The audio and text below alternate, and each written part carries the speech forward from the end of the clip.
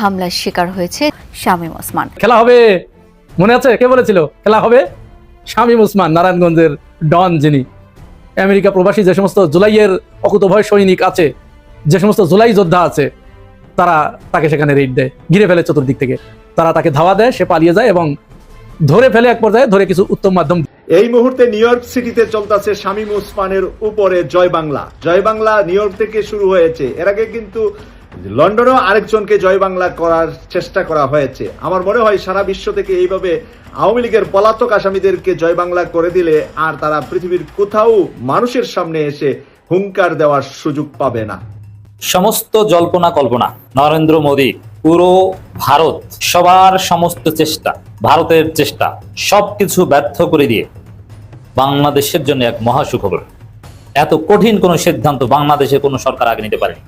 বাংলাদেশ রীতিমতো চেপে ধরেছে ভারতকে, এত সোজা না। কঠিন চাপে পড়ে মাননীয় প্রধানমন্ত্রী জনাব তারেক রহমান দুঃখ প্রকাশ করতে বাধ্য হয়েছে, দেশবাসীর কাছে দুঃখ প্রকাশ করেছে।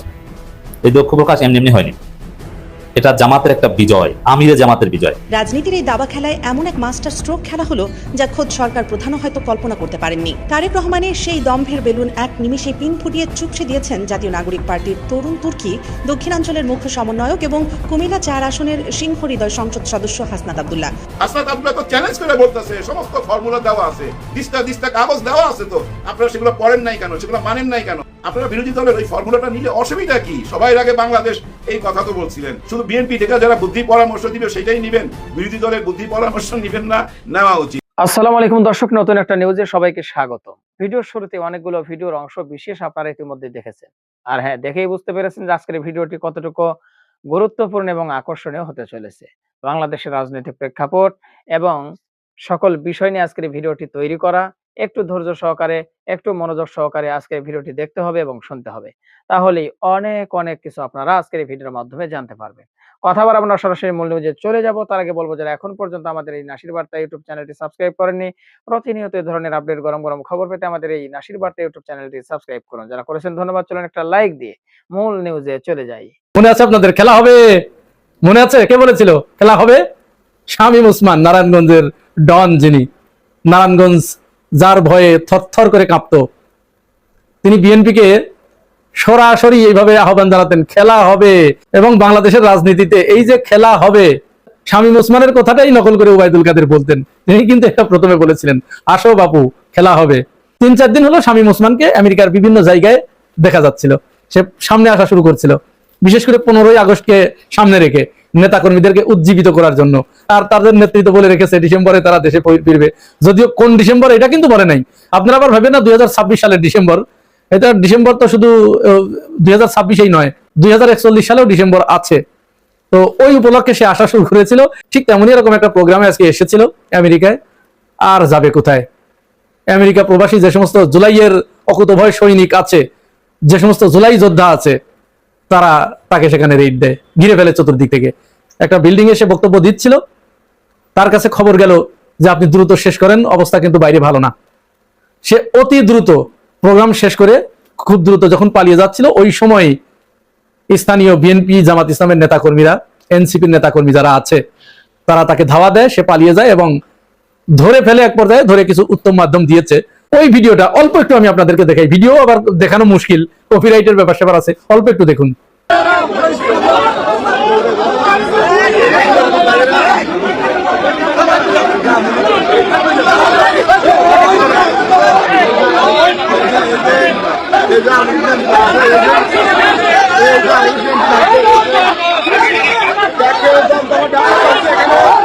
আপনারা জানেন যে ইউনূস সরকারের আমলে তারা একের পর এক বিভিন্ন জায়গায়, যেখানে জুলাই যোদ্ধারা বা এই জুলাই গণঅভ্যুত্থানের পক্ষের শক্তি যেখানেই গিয়েছে সেখানেই তাদের উপরে হামলা করার চেষ্টা করেছে। তারা ভেবেছিল যে পৃথিবীতে তারা মনে হয় তাদের জাল বিস্তার করে ফেলেছে, আর কেউ এখানে কোনোদিন পাত্তা পাবে না। কিন্তু মুদ্রার অপর একটা পৃষ্ঠা যে আছে, এটা তারা ভুলেই গিয়েছিল। যার কারণে এখন ওই যে আগেই বলেছি, প্রত্যেকটি ক্রিয়ার বিপরীত প্রতিক্রিয়া আছে। আপনি যে গতিতে কোনো কিছু ছুড়বেন, তার থেকে দ্বিগুণ গতিতে এটা ব্যাক করবে, সেটাই হচ্ছে। যাই হোক, জনগণের বিচার করে দিয়েছে, তাদের যা প্রাপ্য ছিল তাদের প্রাপ্যটুকু পুরোপুরি বুঝিয়ে দিয়েছে। বাকিটুকু সরকারের দায়িত্ব। সরকার এখন তার বাকি কাজটুকু করলেই এই দেশটা সারা জীবনের জন্য কলঙ্ক মুক্ত হবে। আর একটা বিষয় বলে শেষ করব, আরো একটা গুরুত্বপূর্ণ বিষয় থেকে যাচ্ছে, ওইটা আমি ইনশাল্লাহ আগামীকাল ভিডিও করব। কুষ্টিয়াতে আমির হামজার উপরে যে হামলা হয়েছে আপনারা জানেন, সেখানে বিএনপি, ছাত্রদল এবং নুরুল হক নুরুর গণ অধিকার পরিষদের নেতারা তারা নিজে গিয়ে হামলা করেছে। গতকালকের ভিডিওতে আমি আপনাদেরকে সেটি দেখিয়েছি এবং ভিডিও সহ দেখিয়েছি। তারাই হামলা করেছে, আবার সেই নুরুল হক নুরুর দল গণ অধিকার পরিষদ সারা দেশে জামাতের বিরুদ্ধে বিক্ষোভ করে বেড়াচ্ছে। এবং নুরুল হক নূর তো একেবারে ডাইরেক্ট ঘোষণাই দিয়েছে, জামাত যদি বেশি বাড়াবাড়ি করে তাহলে তারা 5 আগস্টের আগে যেরকম গুপ্ত ছিল তাদের সেরকম গুপ্ত থাকার ব্যবস্থা করে দেব। ভাইরে ভাই, কি ক্ষমতার মালিক তিনি! এখন বাংলাদেশের সকল ক্ষমতার উৎসমুখ এখন নুরুল হক নূর। অথচ এই নুরুল হক নূর 5 আগস্টের পরে ইউনূস সরকারের আমলে, আপনাদের মনে আছে, সেনাবাহিনী এবং জাতীয় পার্টি তার একটা প্রোগ্রামে, এই যে ঢাকাতে যখন তাকে ফেলে পেদানি দিল, সেনাবাহিনীর সদস্যরা তাকে যখন বন্দুকের বাঁট দিয়ে খুঁচিয়ে খুঁচিয়ে পেরে ফেললো একেবারে রাস্তার উপরে, তখন কিন্তু এই আমরা সাধারণ মানুষ যারা প্রচন্ড ভাবে প্রতিবাদ করেছিলাম এবং নুরুল হক নুরুর পাশে দাঁড়িয়ে সেদিন প্রতিবাদের ঝড় তুলেছিলাম, যার কারণে কিন্তু জাতীয় পার্টি ওইটার কারণে একেবারে কোণঠাসা হয়ে গেছে শুধুমাত্র এই আমাদের মতো নাগরিক সমাজদের প্রতিবাদের মুখে। সেই নুরুল হক নূর তার নিজের দলকে জলাঞ্জলি দিয়ে স্বার্থের কারণে বিএনপিতে যোগ দিয়ে বিএনপির সাথে আপোষ করে কোন রকম একটা সিট পেয়ে তার আরেক নেতা রাশেদ খান, তিনি তো গণ অধিকার পরিষদের মুখে চুনকালি দিয়ে বিএনপিতেই যোগ দিলেন, বিএনপি থেকে নমিনেশন নিলেন। সেই নুরুল হক নূর তিনি এখন বলছেন জামাত যদি বেশি বাড়াবাড়ি করে তাকে 5 আগস্টের পূর্বের সেই গুপ্ত অবস্থায় ফিরে যেতে বাধ্য করা হবে এবং নিজেরাই হামলা করে নিজেরাই আবার সারা দেশে বিক্ষোভ সমাবেশ করছে জামাত শিবির রাজাকার। এই মুহূর্তে বাংলা স্যার ঠিক ছাত্রলীগ যে ভাষায় স্লোগান দিত, শেখ হাসিনা যা বলতো এরাও ঠিক তাই বলছে। তাহলে where is difference? There is no difference between Sheikh Hasina and Nurul Haque Nur. Hasnat আব্দুল্লাহর পর এবার তারেক রহমানের চ্যালেঞ্জ গ্রহণ করলো জামায়াতে ইসলামী। প্রধানমন্ত্রীর চ্যালেঞ্জের জবাবে আমাদের প্রস্তাব। আর এরপরে দিলেন 4টি সুদূরপ্রসারী পরিকল্পনা। দর্শক, দেশের রাজনীতিতে এখন এক উত্তপ্ত আবহাওয়া। স্মরণকালের সবচেয়ে ভয়াবহ বিদ্যুৎ এবং জ্বালানি সংকটে দেশের মানুষ দিশেহারা, কলকারখানার চাকা বন্ধ হয়ে যাবার উপক্রম। ঠিক এমন সময়ে দেশের মাননীয় প্রধানমন্ত্রী তারেক রহমান একটি রাজনৈতিক মন্তব্য করে বসেন। তিনি বলেন, বিরোধী দলগুলো গত 17 বছর ধরে রাজপথে সক্রিয় ছিল না, সংকট সমাধানের কোনো বাস্তবমুখী রোডম্যাপ বা পরিকল্পনা তাদের কাছে নেই। প্রধানমন্ত্রীর এই বক্তব্য বিরোধী দলগুলোর জন্য ছিল একটি বড় চ্যালেঞ্জ। প্রধানমন্ত্রী তারেক রহমান সরাসরি বিরোধী দলকে চ্যালেঞ্জ করে বসেন এবং তিনি 6 মাসের মধ্যে একটি সুদূরপ্রসারী জ্বালানি সংকট সমাধানের প্ল্যান চান। ভাববেন 3 মাস, আরো 3 মাস আমি তাদেরকে দিলাম, যদি 6 মাসের মধ্যে তারা সমস্যার সমাধান করতে পারে তাহলে তাদের প্রত্যেকটি পরিকল্পনা আমরা বাস্তবায়ন করব। আমরা বলছি পরিকল্পনা 21শে মে থেকেই সরকারের কাছে জমা আছে।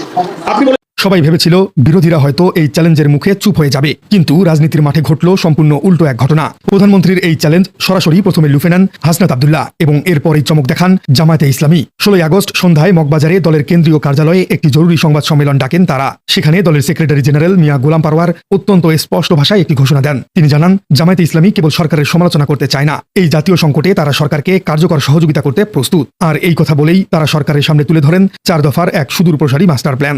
আমরা বলছি বিরোধী দলের 10 দফা এবং সংসদীয় বিশেষ কমিটির 12 দফাকে সামনে রেখে আজ থেকেই একটি যৌথ বাস্তবায়ন কাঠামো তৈরি করুন।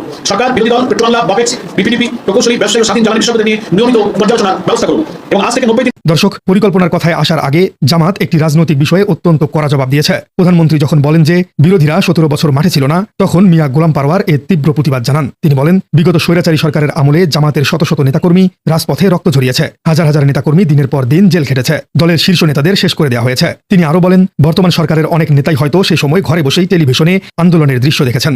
এমন কোনো কাজ করবে না যেই কথা বললে বিশৃঙ্খলা তৈরি হয় রাজপথে, কারণ স্বৈরাচার বসে আছে। বাংলাদেশ জাতীয়তাবাদী দলের প্রত্যেকটি নেতাকর্মী যুদ্ধ করে টিকেছিল, এই রাজপথে তারা টিকেছিল। আর কোন রাজনৈতিক অন্য যারা ছিল তারা আমাদের সাথে ছিল। যারা আজকে বড় বড় গলা উঁচু করে কথা বলছে, যারা আজকে বড় বড় গলা দিয়ে বিশৃঙ্খল কথা বলছে, বিভ্রান্তিকর কথা বলছে, 17 বছর মানুষ আপনাদেরকে রাজপথে দেখতে পায় না। বিব্রত করার জন্য নয়, দেশের মানুষের পক্ষে। আর দেশের সাথে সরকার যদি কোনো কার্যকর, স্বচ্ছ ও বৈজ্ঞানিক উদ্যোগ নেয়, দায়িত্বশীল বিরোধী দল হিসেবে আমরা সরকারের সব সেই। দর্শক, এবার আসা যাক জামায়াতের প্রথম পরিকল্পনায়। দেশের জ্বালানি খাতের সবচেয়ে বড় সমস্যা হলো ফাইলের দীর্ঘসূত্রিতা বা আমলাতান্ত্রিক জটিলতা। একটি কাজ করতে গেলে দিনের পর দিন ফাইল আটকে থাকে। জামাত এই অচলাবস্থা কাটাতে একটি ন্যাশনাল ইমার্জেন্সি এনার্জি সেল গঠনের প্রস্তাব দিয়েছে। তারা বলছে, এই সেলে কেবল সরকারি আমলারা থাকবেন না, এখানে দেশের শীর্ষস্থানীয় জ্বালানি বিশেষজ্ঞ, প্রকৌশলী এবং সৎ ব্যবসায়ীদের রাখতে হবে। বিরোধী দলের সদস্যদেরকেও এর সাথে যুক্ত করতে হবে। জামাত আরও দাবি করেছে যে পেট্রোবাংলা এবং বাপেক্সকে তাদের স্বাধীনতা দিতে হবে। একটি নির্দিষ্ট পরিমাণ টাকার মধ্যে কোনো গ্যাসকূপ খনন বা সংস্কার করতে গেলে তাদের যেন মন্ত্রণালয়ের দিকে তাকিয়ে থাকতে না হয়, তারা নিজেরাই যেন দ্রুত সিদ্ধান্ত নিতে পারে। এর ফলে কাজের গতি অনেক বাড়বে। জামায়াতের দ্বিতীয় প্রস্তাবটি হলো দেশের সবচেয়ে বড় মেগা প্রকল্প রূপপুর পারমাণবিক বিদ্যুৎ কেন্দ্র নিয়ে। এই প্রকল্পের পেছনে জনগণের হাজার হাজার কোটি টাকা খরচ হয়েছে, কিন্তু এই প্রকল্প কবে থেকে পুরোপুরি চালু হবে তা নিয়ে সাধারণ মানুষের মনে অনেক ধোঁয়াশা তৈরি হয়েছে। জামাত দাবি করছে সরকারকে স্পষ্টভাবে জানাতে হবে যে এই প্ল্যান্ট থেকে ঠিক কবে জাতীয় গ্রিডে বিদ্যুৎ সরবরাহ শুরু হবে। এর পাশাপাশি তারা আরেকটি অত্যন্ত গুরুত্বপূর্ণ দাবি তুলেছে। তারা বলেছে রূপপুর থেকে যে বিদ্যুৎ তৈরি হবে তার প্রতি ইউনিটের দাম কত পড়বে তা জনগণের সামনে প্রকাশ করতে হবে, যাতে করে এই মেগা প্রকল্পের আসল লাভ ক্ষতি দেশের মানুষ বুঝতে পারে। দর্শক, তৃতীয় বিষয়টি হলো দরপত্র কেনার সদিচ্ছা এবং তদারকি বাড়ানো। অতীতে আমরা দেখেছি বিদেশ থেকে জরুরি জ্বালানি বা এলএনজি কেনার নামে প্রচুর দুর্নীতি হয়েছে। দ্রুত সিদ্ধান্ত নেবার নাম করে অনেক অস্বচ্ছ কাজ করা হয়েছে। জামাত তাদের তৃতীয় প্রস্তাবে বলেছে এই দুর্নীতি চিরতরে বন্ধ করতে হবে। জরুরি যন্ত্রপাতি বা জ্বালানি ক্রয়ের জন্য একটি স্থায়ী এবং স্বচ্ছ মূল্যায়ন ব্যবস্থা গড়ে তুলতে হবে। পাশাপাশি দেশের বড় বড় গ্যাস পাইপলাইন বা এলএনজি টার্মিনাল নির্মাণের কাজগুলোও যাতে নির্দিষ্ট সময়ের মধ্যে শেষ হয় সেদিকেও কড়া নজর রাখতে হবে। একাধিক সংস্থার উপর নির্ভর না করে একটি শক্তিশালী তদারকি দল গঠন করে এই কাজগুলোর দেখভাল করার প্রস্তাব দিয়েছে দলটি। জামাতের চতুর্থ প্রস্তাবটি সবচেয়ে বেশি আলোচিত হচ্ছে। তারা প্রশাসনিক জবাবদিহিতা নিশ্চিত করার কথাও বলেছেন। তারা দাবি করছে বিদ্যুৎ ও জ্বালানি মন্ত্রণালয়ের কোনো ফাইল কার টেবিলে কতদিন ধরে আটকে আছে সেই তথ্য সাধারণ মানুষের জন্য প্রকাশ করতে হবে। যদি কোনো ফাইল অযথা আটকে রাখা হয় তবে সেটি কেন আটকে রেখে আছে তা জানাতে হবে। শুধু তাই নয়, আগামী 90 দিনের মধ্যে সরকারকে একটি অগ্রগতি প্রতিবেদন দিতে হবে। এই 3 মাসে দেশে কতটুকু গ্যাস উৎপাদন বাড়লো, কতটুকু অবৈধ সংযোগ বিচ্ছিন্ন করা গেল, সিস্টেম লস কতটুকু কমলো, এই সবকিছুর একটি পূর্ণাঙ্গ হিসাব জাতীয় সংসদে উপস্থাপন করার জোর দাবি জানিয়েছে জামাত। সংবাদ সম্মেলনে জামাত আরেকটি গুরুত্বপূর্ণ বিষয়ে সরকারকে সতর্ক করে দিয়েছে। সরকার সম্প্রতি বিদেশ থেকে তেল আমদানির পুরো কাজটি বেসরকারি খাতের হাতে ছেড়ে দেবার সিদ্ধান্ত নিয়েছে। জামাত এর তীব্র বিরোধিতাও করেছে। তারা বলেছে তেল আমদানির মতো এত বড় কাজ করার ক্ষমতা দেশের মাত্র 3-4টি বড় ব্যবসায়ী গোষ্ঠীর হাতে রয়েছে। পুরো প্রক্রিয়াটি বেসরকারি খাতে ছেড়ে দিলে এই হাতে গোনা কয়েকটি ব্যবসায়ী পুরো বাজার নিয়ন্ত্রণ করবে। তারা নিজেদের ইচ্ছে মতো তেলের দাম বাড়াতে বা কমাতে পারবে। দেশের জ্বালানি নিরাপত্তা গুটি কয়েক ব্যবসায়ীর পকেটে বন্দী হয়ে যাবে। জামাত স্পষ্ট করে বলেছে দেশের অর্থনীতিকে কোনোভাবেই সিন্ডিকেটের হাতে জিম্মি হতে দেওয়া যাবে না। দর্শক, জামায়াতে ইসলামী আজ প্রমাণ করে দিয়েছে যে তারা একটি দায়িত্বশীল বিরোধী দল। তারা স্পষ্ট করে বলেছে তারা সরকারের ব্যর্থ দেখতে চায় না, কারণ জ্বালানি সংকটে সরকার ব্যর্থ হলে দেশের অর্থনীতি ধ্বংস হবে, সাধারণ মানুষ ক্ষতিগ্রস্ত হবে। তাদের এই 4 দফা প্রস্তাব কোনো রাজনৈতিক বিরোধ তৈরির জন্য নয়, বরং দেশের অর্থনীতি রক্ষার একটি বড় উপায়। এখন সবচেয়ে বড় প্রশ্ন হলো সরকার কি জামাতের এই প্রস্তাবগুলো গুরুত্বের সাথে বিবেচনা করবে? প্রধানমন্ত্রী তারেক রহমান কি বিরোধী দলের এই গঠনমূলক চ্যালেঞ্জকে গ্রহণ করবেন? জামাতের এই যুগান্তকারী 4 দফা প্রস্তাব ঘোষণার পর সরকারের শীর্ষ মহলে শুরু হয়েছে তোলপাড়। বিশেষ করে ন্যাশনাল ইমার্জেন্সি এনার্জি সেল গঠন এবং রূপপুর প্রকল্পের হিসেব চাওয়ার দাবি সরকারকে এক কঠিন মনস্তাত্ত্বিক চাপে ফেলেছে। কারণ এই মেগা প্রজেক্টগুলোর স্বচ্ছতা নিশ্চিত করতে গেলে অনেক গোপন অর্থনৈতিক তথ্য জনগণের সামনে উন্মোচিত হবার ঝুঁকি থাকে। রাজনৈতিক বিশ্লেষকরা মনে করছেন জামাতের এই রাজনৈতিক চাল আসলে এক ঢিলে 2 পাখি শিকারের মতো মাস্টার স্ট্রোক। একদিকে তারা জাতীয় সংকটে দায়িত্বশীল ভূমিকা রেখে নিজেদের আধুনিক এবং ইতিবাচক ইমেজ তৈরি করছে, অন্যদিকে সরকার যদি এই প্রস্তাব বাস্তবায়নে ব্যর্থ হয় তবে সেই ব্যর্থতার পুরো দায়ভার চাপিয়ে দিবে সরকারের ঘাড়েই। দেশের সাধারণ মানুষ আর কোনো রাজনৈতিক ব্লেম গেম বা পরস্পরের উপর দোষ চাপানোর ফাঁকা আওয়াজ শুনতে চাচ্ছে না। বিশেষ করে চরাঞ্চল ও গ্রামাঞ্চলের যেভাবে ঘন্টার পর ঘন্টা লোডশেডিং চলছে তাতে কৃষি, ক্ষুদ্র কারখানা এবং পোল্ট্রি শিল্প ভয়াবহ বিপর্যয়ের মুখে পড়েছে। বিদ্যুৎ সংকটের কারণে শত শত কোল্ড স্টোরেজে কৃষকের ঘাম ঝরানো ফসল নষ্ট হবার উপক্রম। জামাতের ঘোষিত এই রোডম্যাপ যদি গুরুত্ব দেওয়া হয় তবে বেসরকারি সিন্ডিকেটের আগ্রাসন থেকে জ্বালানি খাতকে রক্ষা করা সম্ভব হবে। অন্যথায় গুটি কয়েক ব্যবসায়ী গোষ্ঠীর হাতে জ্বালানি খাত জিম্মি হয়ে পড়লে পুরো অর্থনীতি এক ভয়াবহ স্থবিরতার মুখে পড়বে। তাই আগামী 90 দিন শুধু জামাতের আলটিমেটাম নয়, এটি বর্তমান সরকারের জন্যও এক অগ্নি পরীক্ষা। ইতিহাস সাক্ষী, জাতীয় দুর্যোগকে রাজনৈতিক অস্ত্র হিসেবে ব্যবহার করলে দিন শেষে ক্ষতিগ্রস্ত হয় শুধু সাধারণ মানুষ। জামায়াতে ইসলামী তাদের বিকল্প পরিকল্পনা জাতির সামনে তুলে ধরে সরকারের কোর্টেই বলকে ঠেলে দিয়েছে। এখন দেখার বিষয় সরকার কি এই প্রস্তাবগুলোকে গঠনমূলকভাবে গ্রহণ করবে নাকি চিরাচরিত রাজনৈতিক অহংকারে দেশবাসীকে অন্ধকারে রাখবে। প্রিয় দর্শক, জামায়াতের এই 4 দফা পরিকল্পনা নিয়ে আপনার মতামত কি? বিএনপি সরকারের কি আসলেই উচিত এগুলো বাস্তবায়ন করা? কমেন্টে জানিয়ে দিন আপনার মূল্যবান মতামত। ইয়েস, আল্লাহ তাআলা ক্ষমতা দিয়ে এবং নিয়ে পরীক্ষা করে, এখানেই থাইমা যাই। কারণ এরপরে অনেক কথা বলছে। মোট কথা জামাতের সঙ্গে থাকতে হবে এই দেশকে রক্ষা করার জন্য। আবার তার নিজস্ব একটা বক্তব্য আছে আলাদা, সেটা কি যে দেখেন আপনারা ভাইবেন না যে আমি বিএনপি ক্ষমতা আসলে তাদের সঙ্গে যা নির্বাচন করব বা তাদের কাছে ক্ষমতার জন্য বা মন্ত্রী পদের জন্য তাদের পিছনে পিছনে হাঁটবো। আমি ওই টাইপের মানুষ না। উনি হচ্ছেন বিশ্বের সেরা একজন নেতা। ওনার মুখের ওই কথাটা একটু শুনে নেই। বিএনপি কবে ক্ষমতায় যাবে, বিএনপির সাথে জোট করে আসন নিয়ে এমপি হব, মন্ত্রী হব, এই ভরসায় আমরা রাজপথে নাই। বিএনপি কবে ক্ষমতায় যাবে, বিএনপির সাথে জোট করে আসন নিয়ে এমপি হব, মন্ত্রী হব, এই ভরসায় আমরা রাজপথে নাই। এমপি মন্ত্রী হওয়ার লোক থাকলে তো আওয়ামী লীগের নৌকা উঠতাম সাজা নোমরের মতো। এই যে দেখেন এদের স্বভাবটা কেমন, মাঘ মাসে একরকম কথা, চৈত মাসে আরেক রকম কথা। এদের কথার কোনো ঠিকানা নাই। যেটা ডক্টর মোহাম্মদ ইউনূস স্যার বলছিল, এই দেশের রাজনীতিবিদরা আমার সামনে এসে একরকম কথা বলে, পিছনে যায় আরেক রকম কথা বলে। এটারই প্রমাণ পাইলেন তো, এই লোক এখন ক্ষমতায় যায় ভাই জুলুমবাজ হয়ে গেছে। কিভাবে থ্রেট করে, হায় হায়, ওনার হুমকি কি! জামাতে ইসলাম যদি বাড়াবাড়ি করে, এনসিপি যদি বাড়াবাড়ি করে, ছাত্র শিবির যদি বাড়াবাড়ি করে, আবার সেই গুপ্তের মধ্যে ঢুকাই দিবে, যেখান থেকে আর মাথা তুইলা দাঁড়াইতে পারবে না, সে ব্যবস্থা উনি কইরা দিবে। মানে আবার গুপ্ত কইরা দিবে, মানে উনি গায়েব কইরা দিবে। মনে হয় আবার আয়না ঘর বানাইতেছে। কি জালিম হয়ে গেলেন আপনি, তাই না? দেখেন নুরুল সাহেব, আপনাকে একটা কথা বলি। ও, আপনাকে তো মাননীয় বলতে হবে, সরি, আপনি তো মন্ত্রী। মাননীয় নূর সাহেব, আপনাকে বলি, আপনাকে যেদিন ওই যে সেগুন বাগিচায় আপনারা যে পিটাইলো, জনগণ পিটাই নাই কিন্তু, খাকি পোশাক ওলা পিটাইছে, লাঠি দিয়ে বাইরে আপনার নাক ফাটায় ফেলাইছিল। তারপরে দেখেন জামাত আপনার হইয়া, শিবির আপনার হইয়া, এনসিপি আপনার হইয়া মিছিল বাইর করছিল, প্রতিবাদ করছিল, চিকিৎসার জন্য আপনাকে বিদেশে পাঠাইবার জন্য ওনাদের অ্যাম্বুলেন্স ব্যবহার করছে এবং সব রকম ব্যবস্থা করছে, সরকারের চাপ দিয়া আপনাকে বিদেশে পাঠাইছে চিকিৎসার জন্য। ভুইলা গেলেন, আজকে ক্ষমতায় আইসা বলেন তাদেরকে গুপ্ত কইরা দিবেন। হায় হায়, এই গুপ্তটা যে শুরু হলো না, এটা আর শেষ হচ্ছে না। ভাই ব্রাদার, এই সংসদের যে প্রথম অধিবেশন বা দ্বিতীয় অধিবেশনও বলতে পারেন, ওই কি আলাপ হইলো, একটা বাজেট পাস হয়েছে, যাই হোক, এটা আলাদা ব্যাপার, এটা আমরা বুঝুম না সাধারণ মানুষ। কিন্তু আমরা সাধারণ মানুষ কি দেখতে পাইছি, ওই সংসদে গুপ্ত আর রাজাকারের বাচ্চা, এরা রাজাকার আর এরা হইলো স্বাধীনতার পক্ষের। এই আলাপগুলাই কিন্তু চলছে ঘুইরা ফিরা।